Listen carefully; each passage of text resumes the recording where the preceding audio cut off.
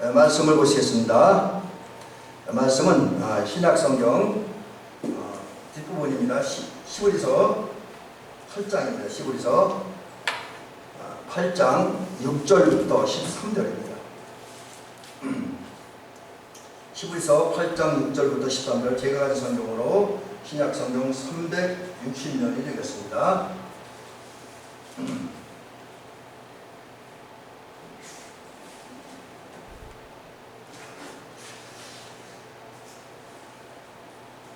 이제 천천히 하세요. 이제 공독을 해드리도록 합니다. 그러나 이제 그는 더 아름다운 직분을 얻으셨으니 그는 더 좋은 약속의 세우신 더 좋은 언약의 중보자시라.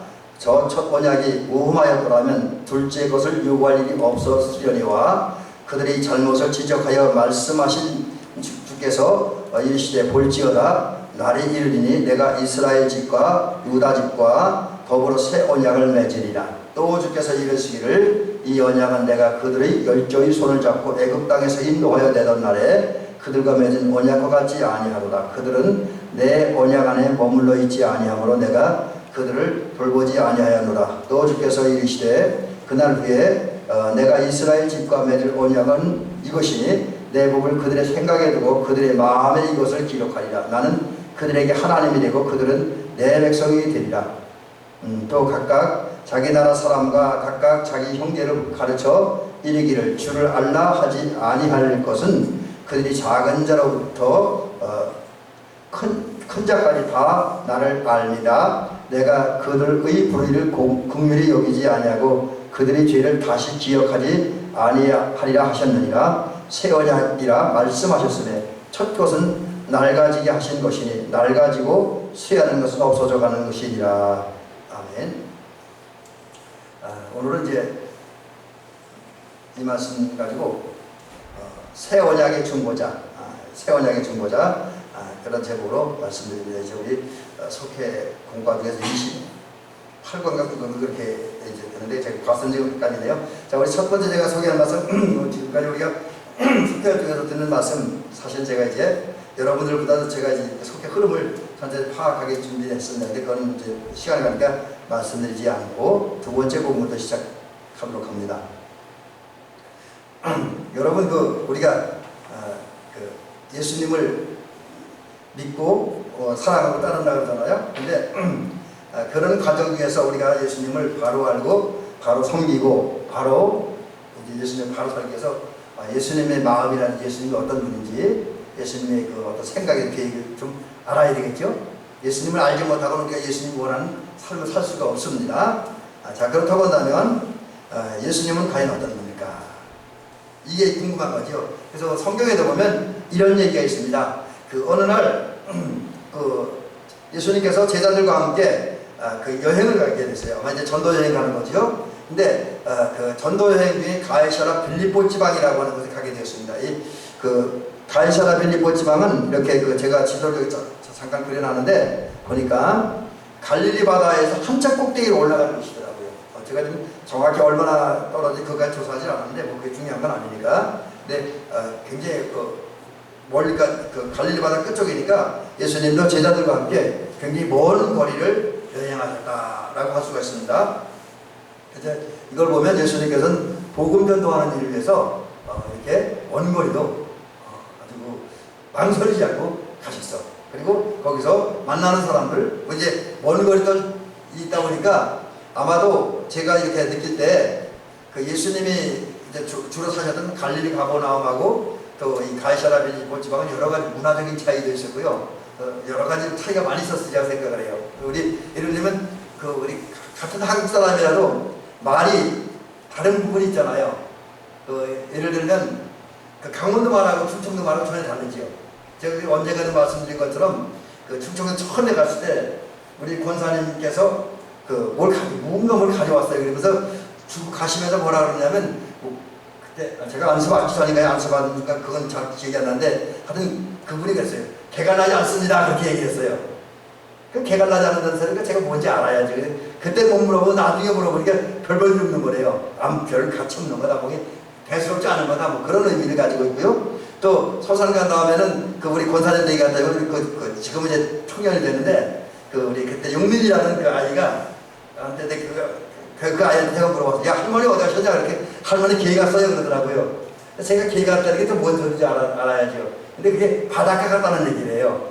그러니까 이렇게 우리나라도 지역마다 말이 다르고 언어가 다르잖아요. 그러니까 그 이스라엘도 그런 게 심했어요. 그 때문에 예수님께서 주로 이제 물론 예루살렘도 많이 가셨지만 갈릴리 바다를 중심으로 사시다가 가이사라 빌립보 지방을 갔을 때 전도하기가 쉽지는 않았을 거예요. 뭐 언어도 다르고 문화도 다르고 환경도 다르니까 쉽지는 않았습니다. 그러나 예수님은 그런 건데 잘 적응하면서 이제 하나님의 말씀을 전했죠. 근데 그렇게 이제 전도할 목적으로 천국을 전하고 가르칠 목적으로 가이사라 이제 빌립보 지방을 향해 가던 예수님께서 그곳에 이르렀을 때에 이런 질문합니다. 사람들이 이제는 누구를 아느냐? 이제는 그 예수님께 묻는 관심사는 제자들의 문제가 아니라 일반 군종들이 예수님을 어떻게 생각하냐는 거죠. 이미 이런 질문할 때 예수님께서 지금 공생에 시작한 꽤 오랜 시간이 걸렸습니다. 그러니까 이제 마태복음 16장에 기록된 거니까 이때쯤 되면 적어도 이 상황을 볼 때 그 예수님이 시작한 그 사역을 시작한 지 공생애를 시작한 지 1년이 훨씬 지나고 한 2년 가까이 되지 않았는가 이제 그렇게 여겨집니다. 굉장히 많은 시간이 흘렀기 때문에 그리고 그 과정에서 예수님이 전한 복음과 예수님 복음 전할 때 나타난 역사와 기적들이 이미 이스라엘 전역에 쫙 소문이 퍼졌어요. 그러니까 아마 이스라엘 전역에서 예수님에 대한 여러 가지 소문이 퍼져져 있고 나름대로 사람들은 예수님에 대해서 자기가 생각하는 게 있어요. 아 예수님이 이런 사람이야. 이런 뭐 하나님의 아들이라는 건 아직 모르지만 예수님이 이런 사람이야 정도는 알고 있었습니다. 그래서 이제 그걸 묻는 거죠. 사실 뭐 굳이 예수님께서 사람들이 예수님을 어떻게 생각할지 몰라서 물었겠습니까? 알면서 또 다른 목적이 있어서 물었던 거예요. 그러니까 이 말을 들은 이제 제자들이 사람들의 이야기를 이제 빌려서 이렇게 저렇게 얘기를 합니다. 그때 그 군중들이 생각하는 예수님에 대한 제자들의 군중들의 생각을 제자에 전해줬는데 그 제자들이 다 들으신 예수님은 또 묻습니다. 이번엔 질문 똑같은 내용이에요. 내용은 똑같은데 질문의 대상이 달라집니다. 아까는 사람들이라고 했죠. 사람들이. 근데 여기서는 너희는 너희는. 그리고 아까는 예수님께서 당신을 가리켜 인자라 그랬어요. 근데 여기서는 그 마태복음 16장에 보니까 너희는 그러니까 제자들은 나를 예수님을 누구라고 하느냐? 어떤 사람으로 어떤 분으로 어떻게 이해하고 어떻게 믿느냐? 그렇게 대답을 했습니다. 물론 여기에 대답은 여러분 잘 아시라고 생각합니다. 이거 왜 이렇게 됐나요? 근데 예수님은 사실은 이 질문 던지고 여기에 바른 대답을 하는 베드로에게 큰 칭찬을 주고 천국 열쇠를 주셨잖아요. 자, 근데 하여튼 그분의 용기 좀 다르고, 자, 예수님도 제자들에게 사람들이 생각하는 당신에 대해서 또 제자들이 생각하는 당신이 어떤 분인지 누구인지를 물으셨습니다. 자, 그렇다고 한다면 우리 성도들 오늘 예수 믿는다고 하는 우리들은 예수님을 과연 어떻게 알고 있습니까? 어떤 분이라고?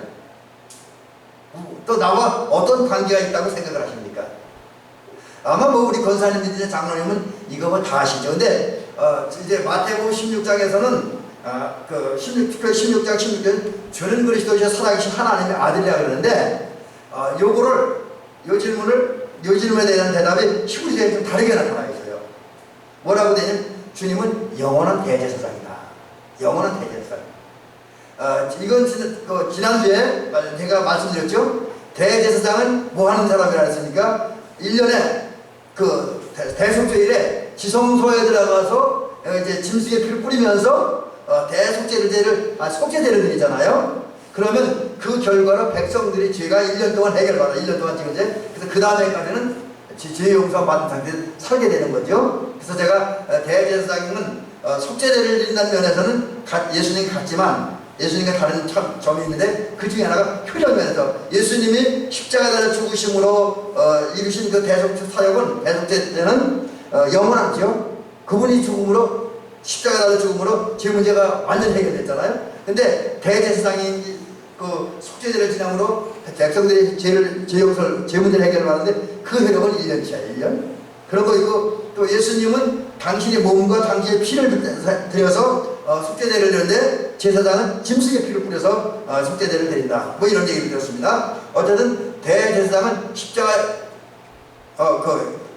짐승의 피를 흘려서 그리고 그 피를 뿌려서 속죄제를 드리는데 예수님은 영원한 대제사장이죠. 잠시의 대제사장이 영원한 대제사장. 발음도 좀 어렵네요. 그래서 구체적으로 대제사장 대신 예수님은 십자가에 달려 죽으심으로 우리 죄 문제를 영원히 해결하시고 우리의 영원한 구원을 주셨습니다.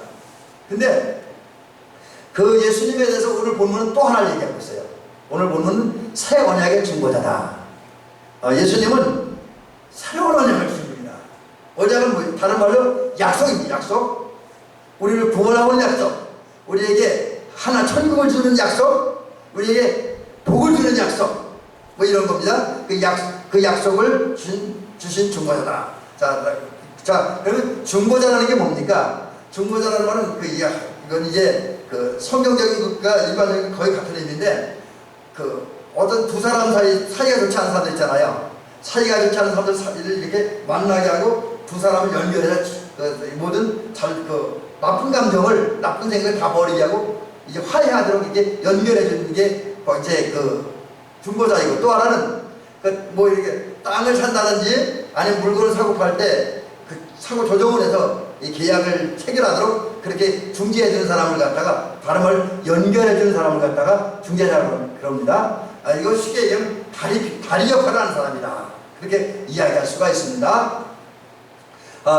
근데 오늘 성경에 보면 예수님께서 중보자라고 했어요. 중보자. 그 십자가에 달려 죽으심으로 우리 죄를 대속해, 우리 죄를 다 죄 문제를 해결해 주셨어요. 그리고 그 결과 하나님과 우리 사이를 연결해주는 그런 분이셨습니다. 바로 이런 그 중보자 되신 예수님께서 우리 새로운 약속을 주셨는데, 자, 그러면 이제 우리가 생각할 것은 주님께서 왜 새 약속을 주셨는가?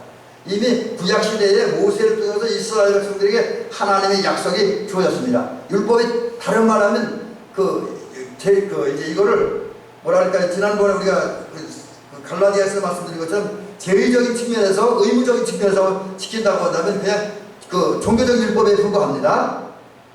그건 구원이 안 되죠. 근데 이 율법 중에는 생명의 율법이 있죠. 도덕법, 우리가 하나님의 법이라고 쉽게 얘기합니다. 우리를 구원하기 위해서 세우신 법이 있어요. 구약시대 때부터. 이제 그 구약시대 그런 법을 줬는데, 그 주님께서 예수님을 통해서 다시 새로운 법을 주셨어요. 그래서 이제는 왜 주님께서 새 언약을 주셨는가? 하나님께서 왜 예수님을 통해서 새 언약을 주셨는가? 그 이유와 필요와 새 언약의 특징에 대해서 좀 말씀을 드려보려고 합니다. 자, 하나님은 이스라엘 백성들의 출애굽의 은혜를 주셨습니다. 이건 구원을 주셨다는 거, 해방을 주셨다는 거, 자유를 주셨다는 거, 소망을 주셨다는 겁니다. 또 약속의 땅을 주셨으니, 젖과 꿀이 흐르는 가나안 땅을 약속의 땅으로 주셨으니까, 이거는 요즘 우리 식으로 하면 천국을 주셨다는, 하나님 나라를 주셨다는 그런 의미로 이해할 수 있습니다. 근데 그런 출애굽을 시키고 이스라엘 백성들을 인도하는 중에 하나님께서는 모세를 통해서, 분명히 모세를 통해서 첫 언약을 맺으셨습니다. 첫 언약이 이제 율법이에요, 율법. 그리고 그 율법의 가장 중심적인 것은 십계명입니다. 출애굽기 20장에 등장을 하고 있고요. 그 다음에 그 십계명을 또 총 요약을 하는 게 신명기 6장에 있는 토라라네. 신명기 6장에 토라법이라는데, 그걸 갖다가 이제 하나님을 사랑하라, 그 십계명 요약한 거예요. 그래서 구약에는 많은 수많은 가지의 율법들이 있는데, 그 중에 가장 핵심적인 것이 십계명이고, 그 십계명은 종교적인 율법이 아니라 제의적인 제사를 하는 율법이 아니라 우리를 구원하게 한 하나님의 도덕법, 하나님의 법입니다. 생명의 법이에요. 그리고 그걸 요약한 게 신명기 6장 4절 5절에 5절 6절에 있는 하나님 사랑하라, 이웃 사랑하라. 그 다음에 그걸 다시 예수님께 반복한 게 하나님, 내 마음을 다하고 성품을 다하여 뜻을 다하고 하나님 사랑하라는 거죠. 근데 어쨌든 하나님은 새 언약을 주셨습니다. 그래서 이제 그 율법을 통해서 십계명을 비롯한 여러 가지 법을 줬는데 이런 약속을 받은 이게 명령이자 법이에요. 약속입니다. 그래서 그 우리가 출애굽기를 보면 그 신명기에도 보면 신명기 특별히 28장에 보면 그런 얘기 있죠. 출애굽기에도 보고 하나님께서 주신 명령과 규례를 잘 듣고 지켜 행하면 복을 주겠다는 거잖아요. 그죠? 근데 그걸 안 지키면 어떻게 하겠다? 하나님 혼내주겠다잖아요. 저 강단에 너무 심한 얘기를 그건 안 쓸게요. 성경에 그대로 있는데 그거 제가 여기 쓰지 않을게요. 근데 하나님께서 율법을 지면서 요구하겠습니다. 그래서 그게 뭐냐면 이스라엘 백성들이 할 일인데 그게 뭐냐면 하나님을 경외해야 된다는 거예요. 하나님을 존경하고 하나님을 높이고 하나님을 섬기고 하나님을 믿어야 한다는 겁니다. 그게 이제 하나님이 주신 요구하는 거고, 그 다음에 하나님께서 조금 전에 제가 말씀드렸던 출애굽기부터 신명기까지 기록된 율법을 지켜라. 근데 다 지키기 너무 어려워. 적어도 10개 정도는 지켜라. 이게 생명의 법이니까, 하나님의 법이니까 이런 하나님의 법을 지키라. 그게 하나님의 명령입니다. 그 하나님의 요구요. 그러면서 하나님께서 약속하십니다.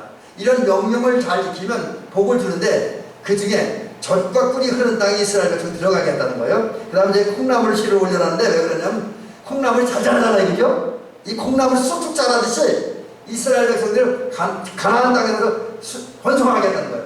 자손의 숫자도 많아지게 하고 힘도 강하게 하고 능력도 있고 지혜도 있는 그런 이스라엘 백성을 만들어주겠다 약속한 거예요. 그러니까 하나님의 첫 명령이 뭐냐면 첫 언약에 이런 십계명을 주시면 이 계명을 지켜라.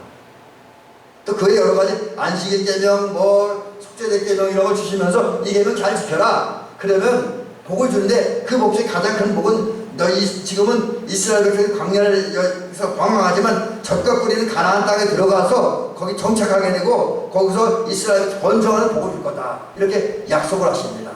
근데 이 약속을 받을 때가 좋았어요. 근데 여기에 문제가 생깁니다. 문제가 생기는 무슨 문제가 생기냐면 그 하나님께서 첫 번째로 모세에게 주신 언약 약속이 이제 결함이 생겨요. 문제가 생깁니다.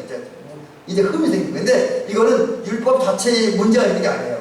여러분, 우리가 율법을 지켜 구원받는 거 아니라 그래서 여러분 구약에 있는 율법들이 문제가 있는 게 아닙니다. 그거는 좋은 법이에요. 거룩한 법입니다. 하나님 주신 법이니까. 근데 문제는 뭐가 결함이다 그러냐? 문제는 바로 이겁니다. 이스라엘 백성들이 그 하나님의 약속을 못 지킨다는 거죠.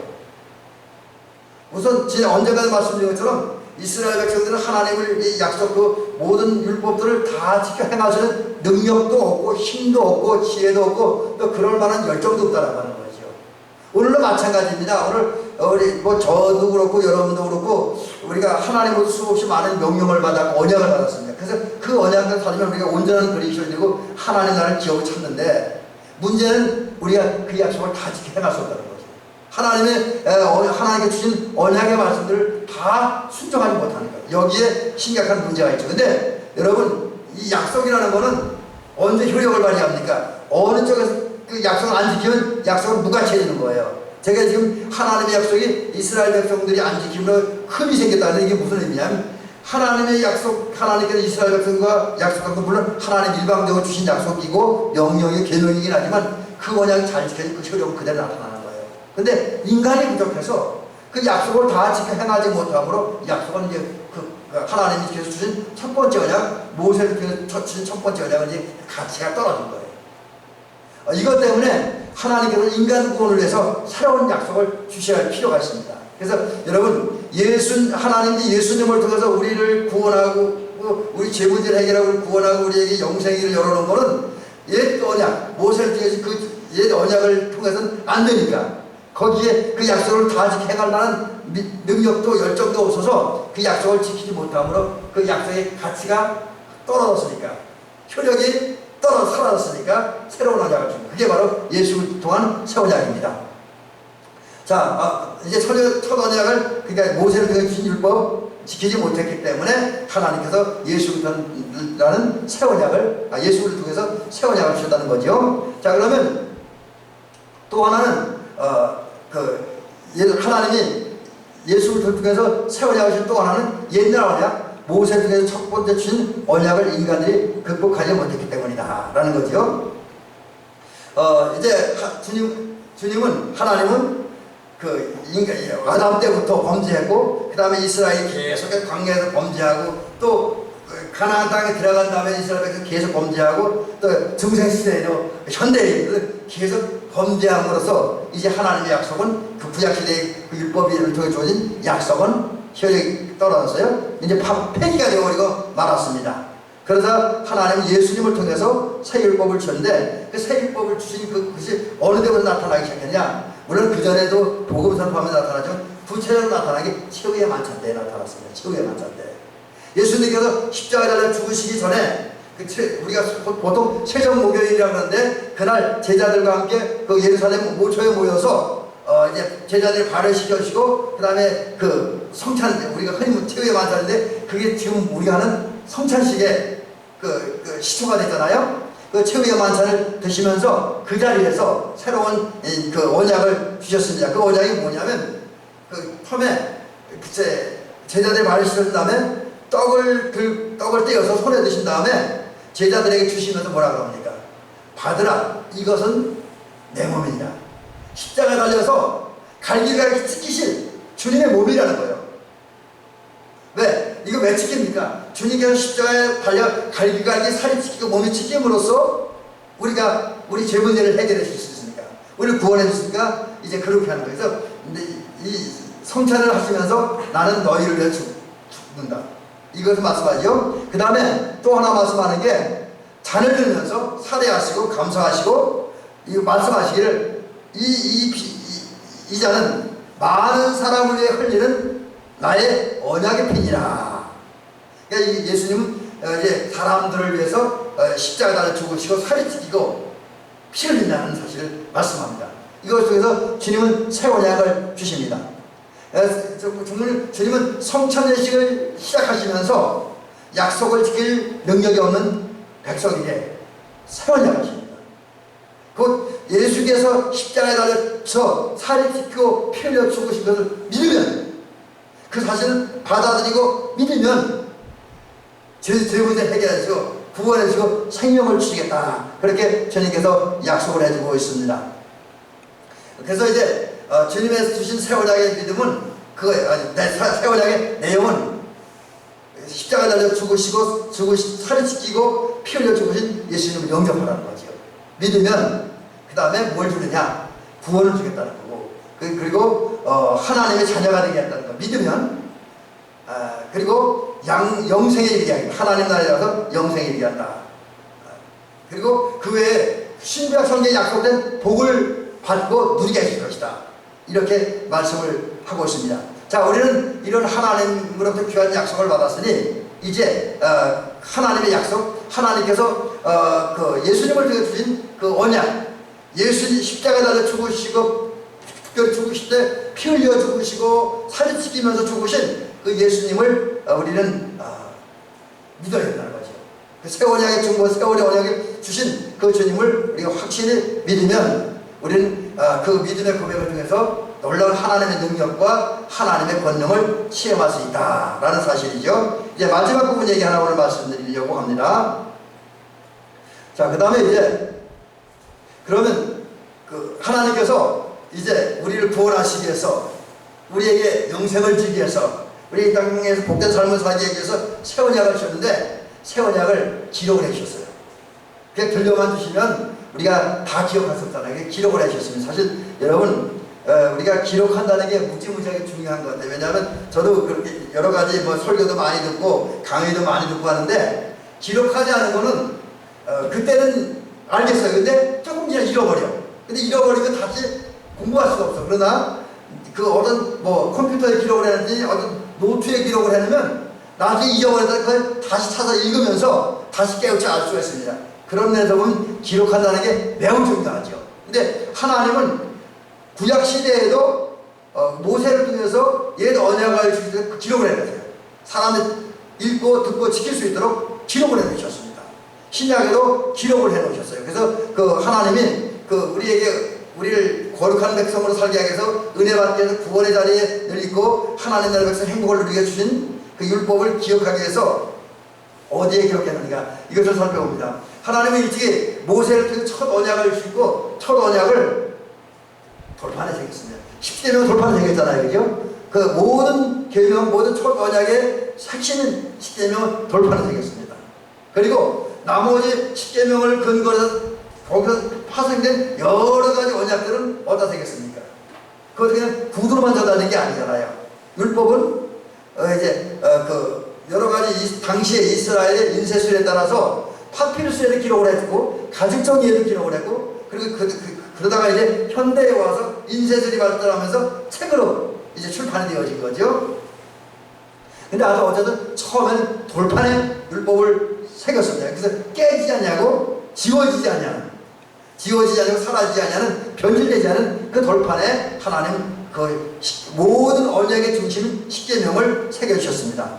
근데 그것이 이제 율법, 10계명의 율법의 근본이고 그 율법을 해서 근거로 해서 이제 다른 것들은 다른 책에 기록을 해주셨습니다. 그런데 그 율법이 인간이 지키지 못함으로 폐기가 되었을 때 하나님은 예수님을 통해서 율법을 또 주십니다. 새 언약을 주는 거예요. 생명의 율법 하나님의 법을 주십니다. 그 새 언약이라는데 새 언약을 어디에 주냐면 이거는 물론 이런 책으로 기록해 주셨어요. 그러나 더욱 중요한 건 돌판이 아니라 마음에 새겨주십니다. 마음에. 그래서 여러분 우리가 정말로 하나님을 사랑하면 그 성경을 읽어서도 하나님의 법을 깨닫기도 하지만 영적인 감각과 영적인 감동 또 하나님께서 우리에게 주신 양심이라는 게 있습니다. 그 양심에 하나님의 법이 새겨지는 거예요. 여러분께서 어떤 분들은 또 과거에 우리 과거에 부흥사님들이나 이런 분들은 이 양심을 그렇게 귀하게 여기지 않았습니다. 근데 하나님께서 인간에게 주신 선물 중에 하나는 양심이에요. 양심은 마음속에 있는 거죠. 생각 속에 있는 거죠. 그래서 하나님은 그 하나님의 새 언약을 물론 글로 책에다 이렇게 성경을 이렇게 기록해 놓으시기도 하셨지만 성령 역사하심을 통해서 또 전도자들의 증언을 통해서 사람들의 마음에 좀 더 깊이 사람들의 영혼에 하나님의 법을 새겨 놓으셨습니다. 그래서 이제 이 마음에 그 영혼에 하나님의 생명의 법을 새겨 넣음으로 하나님의 역사를 새겨 넣음으로 인간의 마음이 자연스럽게 하나님 향하도록 낮에 제가 지난 4주 동안 말씀드린 것처럼 우리가 하나님을 향해 단순한 의욕 곧 하나님께 집중하도록 하나님께 마음과 생각에 하나님 집중하고 모아지도록 되셨다는 거죠. 왜? 내 마음에 내 생각 속에 하나님의 말씀이 있으니까 하나님의 법이 있으니까 자연스럽게 하나님께 집중되게 해주셨다라고 하는 거죠. 따라서 우리는 이제 이 하나님의 법을 우리 마음에 새겨졌다는 사실을 기억하고 그러니까 이제 우리 마음속에 있는 하나님을 법을 생각하면서 그 법을 따라 우리에게 큰 은혜를 주신 큰 사랑을 주신 그 은혜에 보답하는 사람을 살아야 됩니다. 여러분 하나님의 법이 우리 마음속에 새겨지는 게 큰 복이에요. 그 마음에 새겨있기 때문에 우리는 사실 있잖아요. 책으로 기록된 거는 내가 물론 기억하면 모르지만 다 기억할 수 없으니까 책을 찾아봐야 알 수 있어요. 근데 책을 찾아보는데 어떤 급한 상황이 생겼을 때 책 찾아보고 뭐 어떤 결정을 하고 말하기 쉽지 않습니다. 그런데 하나님의 법이 내 마음에 하나님의 은혜가 내 생각에 확 사로잡혀 있으면 꽉 차 있으면 어떤 상황이 발생하는데 자연스럽게 그 말씀을 깨닫고 그 말씀을 살 수 있어요. 그래서 우리 마음에 하나님의 법이 새겨졌다. 하나님의 말씀이 새겨졌다. 이거는 하나님께서 우리로 하여금 하나님의 말씀대로 하나님의 뜻대로 살게 하기 위해서 마련한 길이요 거든 은혜요 사랑입니다. 그래서 우리는 그런 사랑과 은혜를 주신 하나님께 하나님의 은혜와 사랑에 보답해야 됩니다.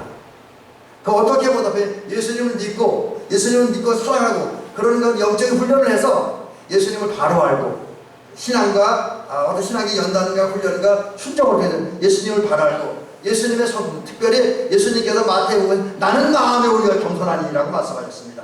또 요한복음 13장 같은 데 보면 하나님의 사람을 끝까지 사랑했다고 했어요. 또 마태복음 26장에 보면서 나타난 겟세마네 동산의 기도에 의하면 예수님은 하나님의 뜻에 순종하셨습니다. 이제 그 외에 여러 가지가 있지만 그런 예수님을 닮아가는 예수님의 성품, 예수님의 사상, 예수님의 감정, 예수님의 언행을 닮아가는 저와 여러분들이 되는 줄로 믿습니다.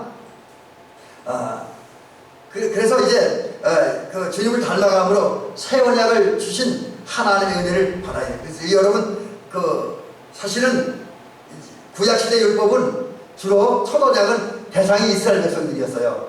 사실 이방인은 나중 문제고 하나님께서 모세를 새 언약을 주신 그 대상은 1차는 이스라엘 백성이었습니다. 근데 예수님을 통해서 우리에게 베푸는 예수님을 믿으면 죄 사함 받고 구원받는다는 이 언약은 모든 예수님을 믿는 자에게 적용되어지는 거예요. 그래서 이 예수님이 정하신 법대로 하나님의 법대로 우리가 예수님을 믿으면 우리가 이제 구원함을 받고 하나님의 자녀가 되고 천국 백성이 되고 그 다음에 복을 받아 누리게 되어집니다. 자, 이제 말씀 마치겠습니다. 여러분, 하나님은 예수님을 새 언약을 주셨어요. 근데 그 새 언약은 언제 구체적으로 주었냐면 예수님께서 채비의 만찬을 드시면서 그때 거기서 떡을 들고 축사하시면서 이것은 많은 사람을 위해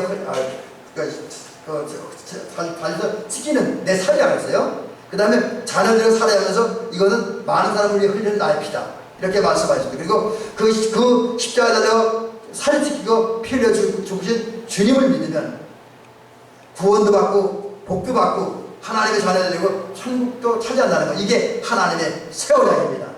이 약속을 우리 성도들은 믿으시기 바라는데 이건 모든 그리스도인들에게, 하나님을 믿는 모든 자들에게 주어진 겁니다. 그러므로 대한민국 성도님들은 이제 이 하나님의 약속을 믿음으로 약속대로 이제 그 십자가에 달려 살이 찢기고 피 흘려 죽으시고 그리고 부활하신 예수 그리스도의 은혜와 하나님의 은혜와 사랑을 통해서 구원과 그 다음에 하나님의 자녀됨과 하나님의 나라 백성이 됨과 함께 삶의 현장에서 모든 것이 합리적과 자원을 이루는 복을 받아 누릴 수 있기를 주의 이름으로 축원합니다.